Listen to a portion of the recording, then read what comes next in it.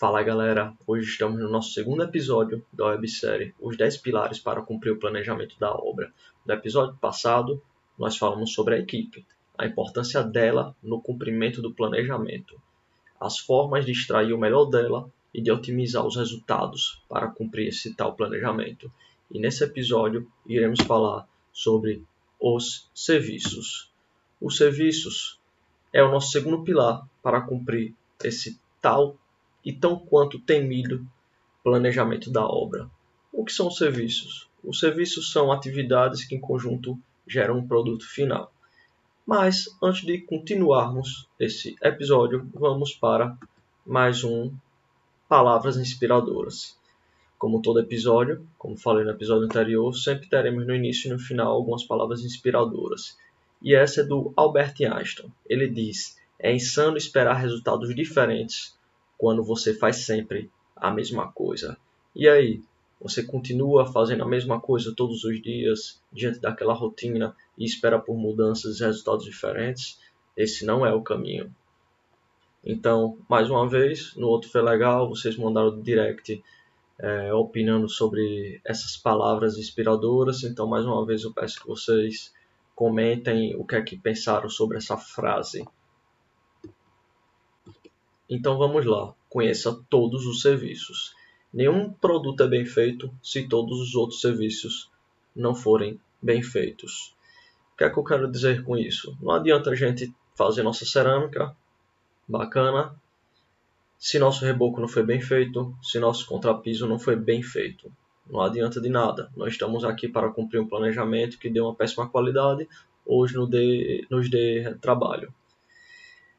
Então, devemos ter em mente uma estrutura básica de todos os serviços, desde a terraplenagem até o serviço de pintura de recebimento de obra. Não estou dizendo para saber profundamente sobre todos, é o ideal. Mas para quem está iniciando é importante que pelo menos ele tenha uma estrutura básica, que saiba um pouco de cada um.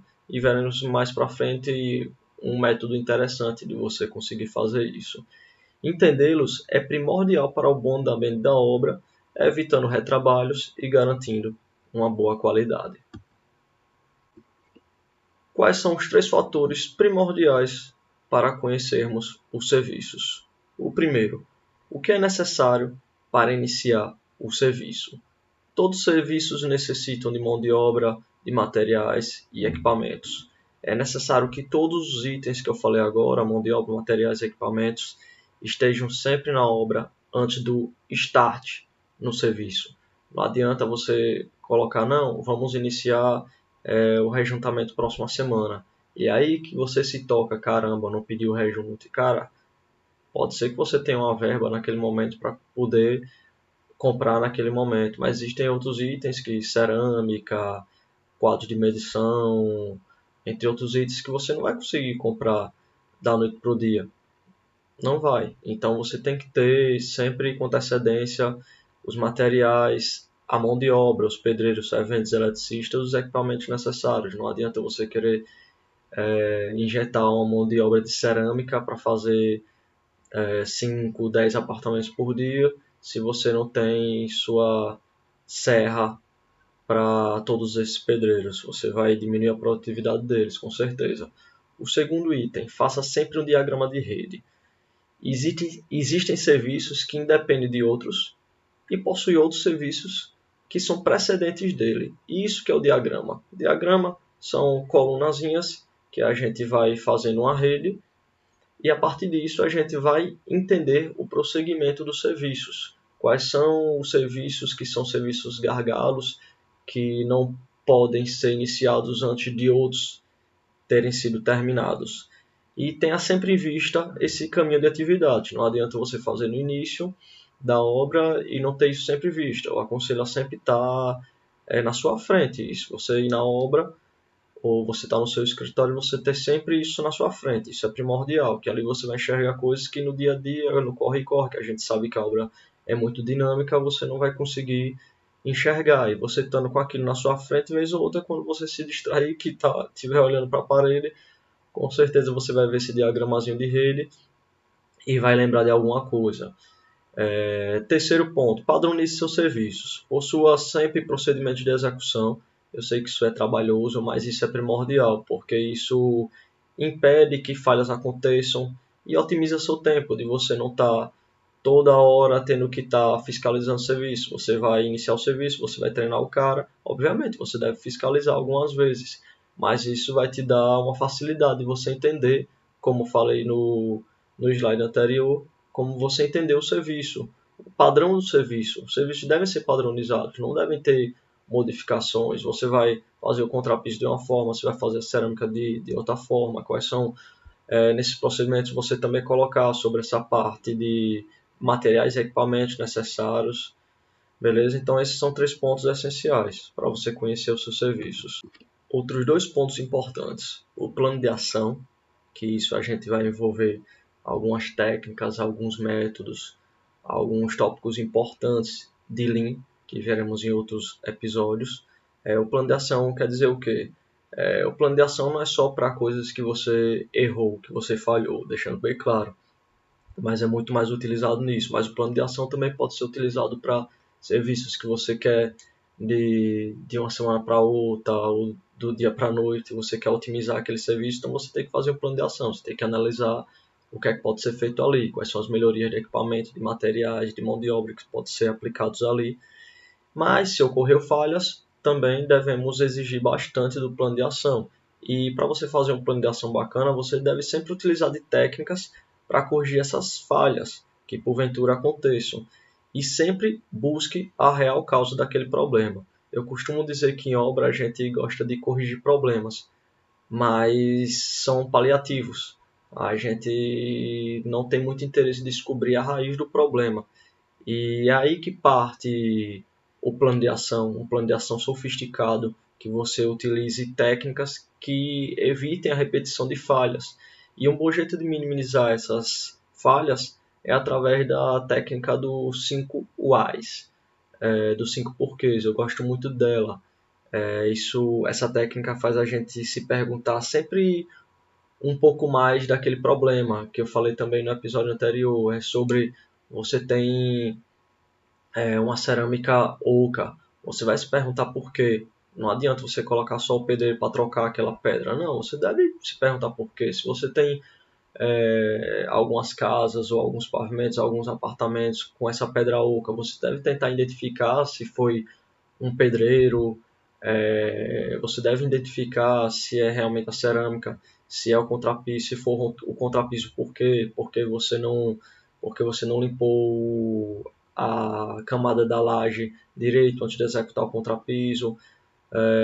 Você tem um vazamento no esgoto aéreo, você deve se perguntar por quê, se aquilo é um anel mordido, se ali foi alguém tentando desentupir. Não adianta você chegar lá e só consertar. Então essa é a técnica dos 5 porquês. A gente se pergunta por quê, por quê, por quê, por quê e por quê, até tentar encontrar a raiz do problema, identificar a raiz do problema e sanar a raiz do problema, para a gente não repetir esses problemas.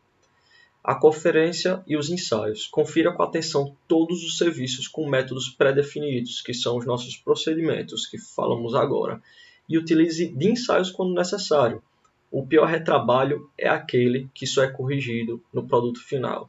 Então, é muito importante que a gente saiba, falhar é humano, isso vai existir, a gente deve minimizar isso através de técnicas e métodos, mas se existiu realmente a falha, a gente deve primeiro fazer nosso plano de ação, usar técnicas para encontrar a raiz do problema, mas a gente sempre ter consciência que a gente deve corrigir e deve identificar o mais rápido possível. O pior retrabalho é aquele que a gente encontra no final, quando já vai entregar para o cliente, que ali a gente muitas vezes tem um vazamento no esgoto aéreo, aí tem que abrir o forro de gesso muitas vezes, aí depois vai ter que gastar com placa de gesso, com repintura, com limpeza do ambiente novamente. Então o trabalho é muito maior se a gente tivesse identificado aquele vazamento antes do próprio forro de gesso.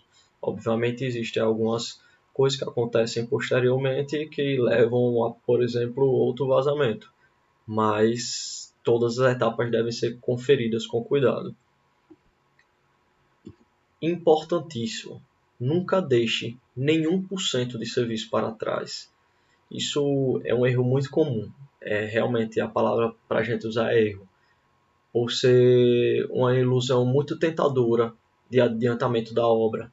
A gente muitas vezes entra no apartamento para fazer uma cerâmica antes de ter feito o arestamento da janela e deixa aquela cerâmica faltando, e aí depois a gente vai voltar para fazer isso, mas aí a gente já liberou outros serviços.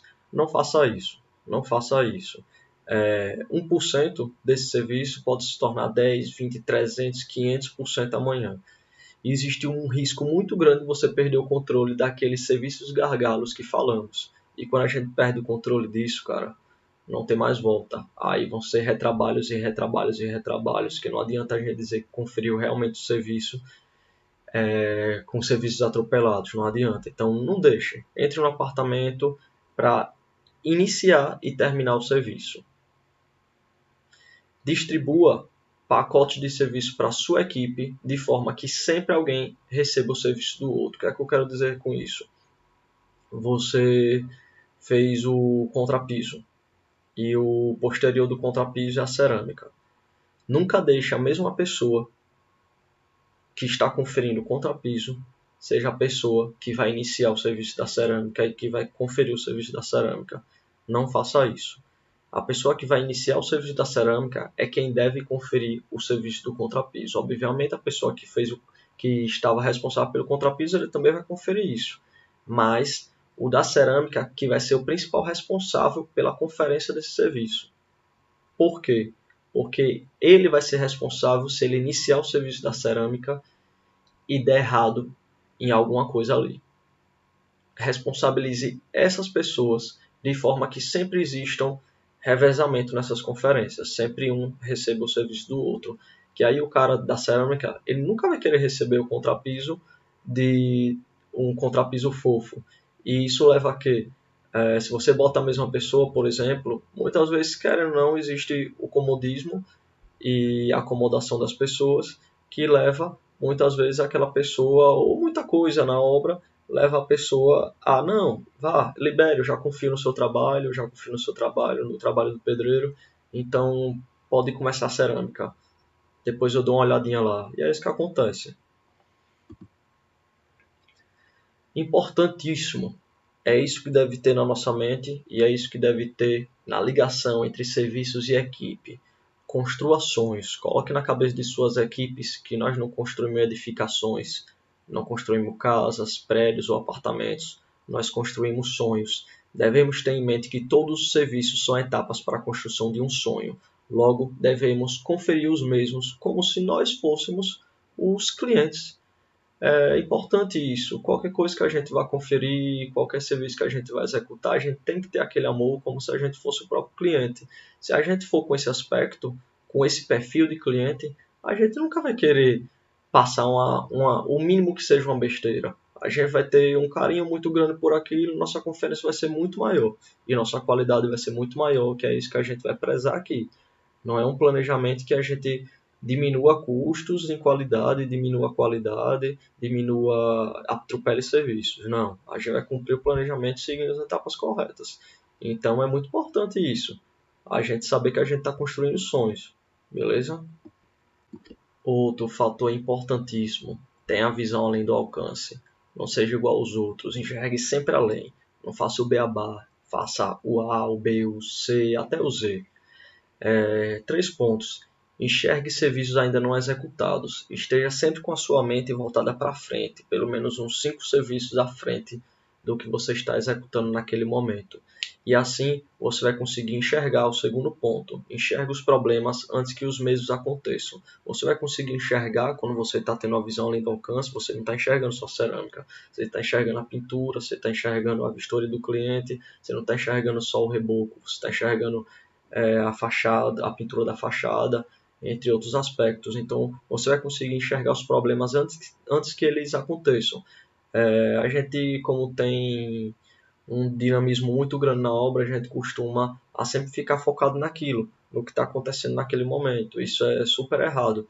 Porque quando a gente está focado no que está acontecendo no momento, a gente está focado em uma ruma de problema que vai acontecer todo dia, mas a gente vai esquecer dos problemas futuros. E a melhor maneira é prevenir. Então devemos sim, obviamente a gente vai ter que estar resolvendo problemas no presente, mas é primordial que a gente previna problemas visualizando esses problemas antes que os mesmos aconteçam. Então, terceiro ponto, enxergue melhorias onde os outros não enxergam. As pessoas têm costume de fazer sempre a mesma coisa todos os dias. Não seja essa pessoa.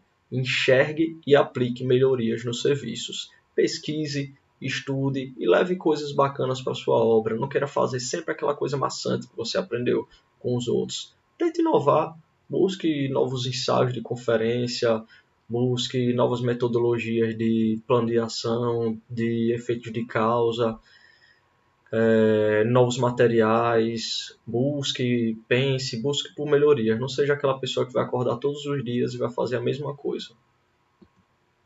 E agora vamos para mais uma Palavras Inspiradoras, agora por mim. Estamos acostumados a escutar histórias bonitas de pessoas que alcançaram sucesso, mas devemos olhar sempre abaixo do iceberg. Não é típico que uma pessoa alcance o sucesso tão fácil. A maioria das pessoas batalharam e falharam muito para chegar até ali. Nunca deixe de acreditar e de tentar. Falhar também faz parte do sucesso. O que é que eu quero dizer com isso? A gente vai escutar muitas histórias bonitas de pessoas que fizeram sucesso. Muitas vezes elas, para vender o produto, não vão querer mostrar os problemas que passaram, outras atualmente passam, mas que a gente entenda que falhar também faz parte do sucesso. Então, se você tiver que falhar, falhe. Se você errar, erre, mas aprenda com isso. E entenda realmente isso. Falhar faz parte do sucesso de qualquer um. Então, não tenha medo. Então, nunca deixe de acreditar e de tentar, por favor. E até lá, até o nosso terceiro episódio, no próximo sábado. Muito obrigado.